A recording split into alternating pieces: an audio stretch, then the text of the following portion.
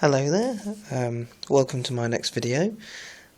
Today I managed to get back out onto the Thames Foreshore, and I was really testing out this little 4x6 shooter coil from White's, the little Eclipse.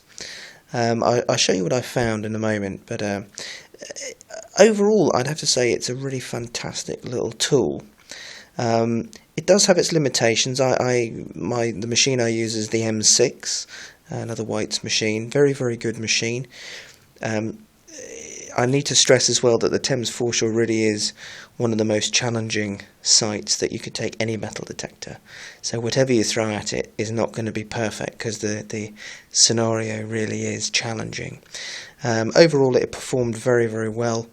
There were occasions on the foreshore where you just reach patches where it just seems to be iron the whole time, as in someone's laid the floor in iron. So in which case this thing did sound off to iron, and occasionally it would show up as quite a good signal. But I think, you know, you're going to get that on most machines, but for the most part, when you were away from the worst areas, it did a very good job of getting in between all the trash and the junk. To give you an idea of the size of this thing, I've got this next to the normal size coil from White. That's the 950 concentric coil that comes with a lot of the White's machines. Excellent coil, but you begin to get an idea of just how tiny the little shooter coil really is here against that. Anyway, let me show you what I found. So basically it was not a million miles from London Bridge today on the South Bank side. So overall, a lot of modern coinage, pound coins, 5p's.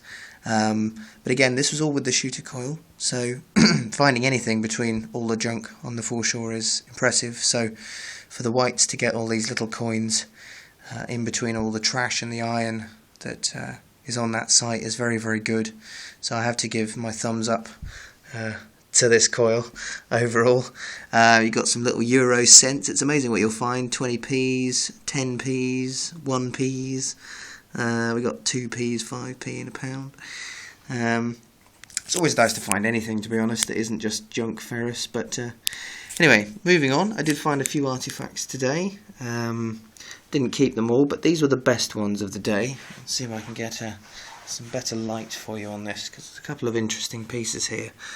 Start with the most boring one. Fairly modern button, I think. Not particularly exciting.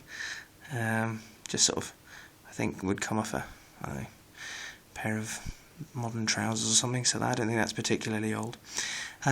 This one, on the other hand, was right on the surface. I don't think my camera is going to be particularly great. I'll take it up to the light for you, see if we can get some better view of this.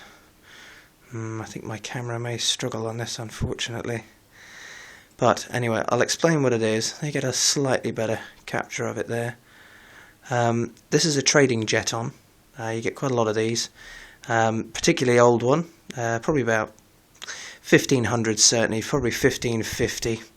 I'll try and get some pictures on the forums soon as well, so we get it. Someone I'm sure will identify exactly what it is. My guess would be it's a German jeton from others I've found in the past, but always nice. It's very much, it's similar to a hammered coin. It's very thin, really thin. I don't know if you can see just how thin that is. It's almost like just one above foil, really. Very delicate. But they used to use them as a sort of replacement for money. They had a monetary value. Jetons were used for all manner of trade and exchange and tokens. But always a really nice thing to find. Anyway, so that was one of my better ones today. Now then, I'm hoping someone can help me to identify what this one is, because this appears to be a really lovely brooch of some description. Now, it's lost its initial pin. It's quite... so you can see just there where the pin was. There's what's left of the pin, and also the pin attachment. I don't know if you can just see that against my finger there.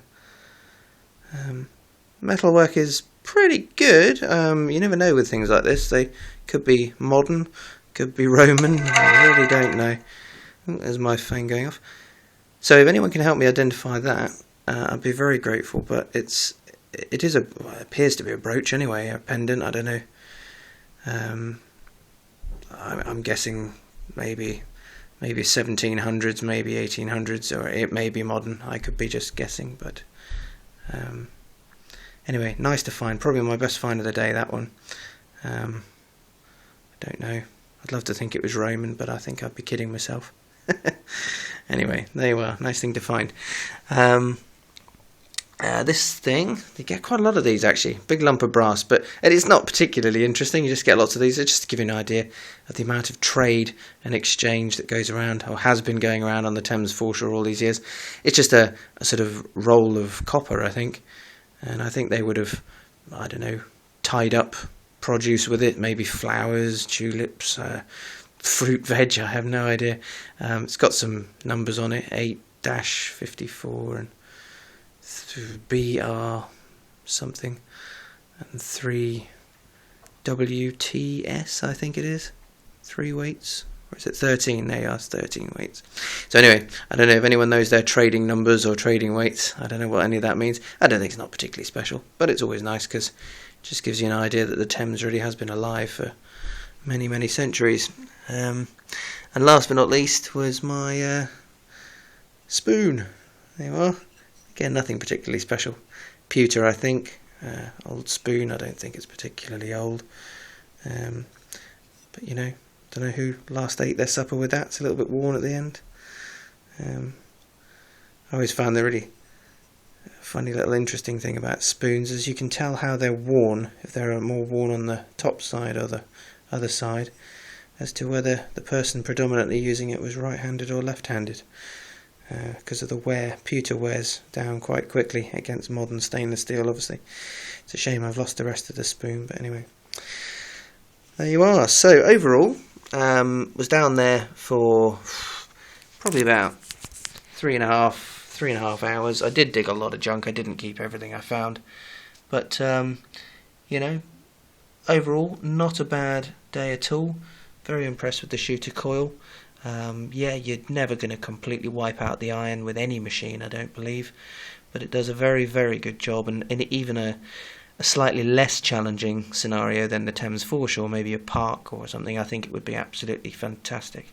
You just get right in between everything, and yeah, against the standard coil, it gives you a huge advantage on high trash sites. So there you are. I hope that's been interesting. I hope I get down again soon and I shall make some more videos and give you a bit more information on what we find then. But thank you very much for watching. Bye bye.